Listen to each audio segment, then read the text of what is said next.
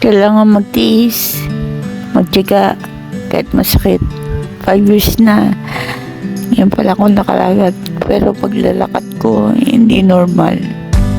Para pa rin robot, mabagal. Parang baby step. Dahan-dahan ako, natakot ako. Kasi hindi naman normal, baka madulas.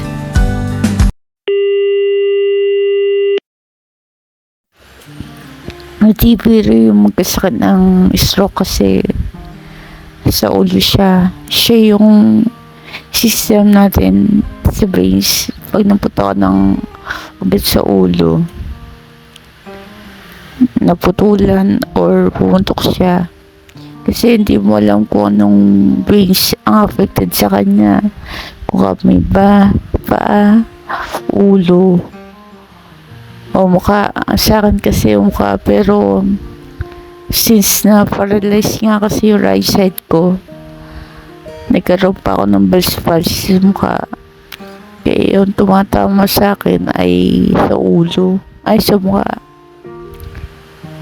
Hindi ko ma-open yung mouth ko, kaya medyo mahirap magsalita. Parang parating galit kasi ino-open yung bibig. Hindi ko ma-open.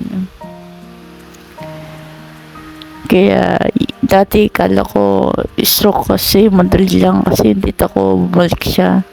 Yung pala, iba-iba yung stroke ko, saan siya affected. Kasi diba yung brain, madami siyang nahugat sa ulo.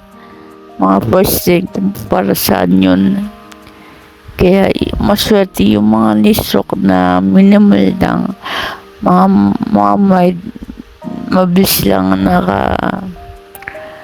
naka-recover, days pa lang. Sa akin, sa kasi ba, mahirap talaga.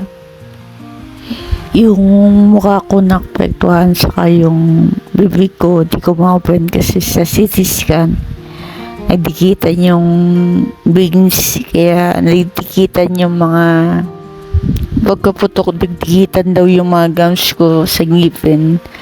Tapos yung left eye ko, wala akong makita, blurred. And then yung left ear ko, bingi siya, wala akong marinig.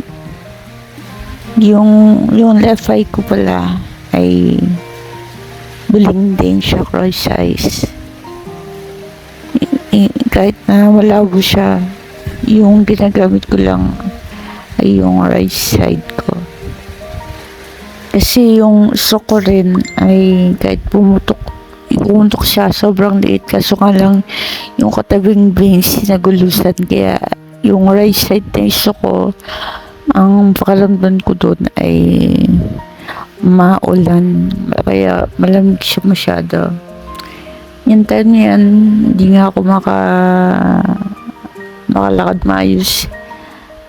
Yan. Umupo ko sa gaming chair, ginawa ko siyang wheelchair. Yan. Naayos ko na. Kaya sa mga payo ko sa inyo, kung meron ko yung high blood na nararamdaman, pakonsulta nyo na sa doktor.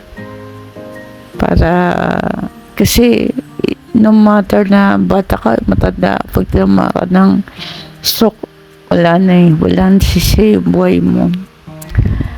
Sige, susunod na lang yung next natin para update po kayo sa aking movie. Thank you.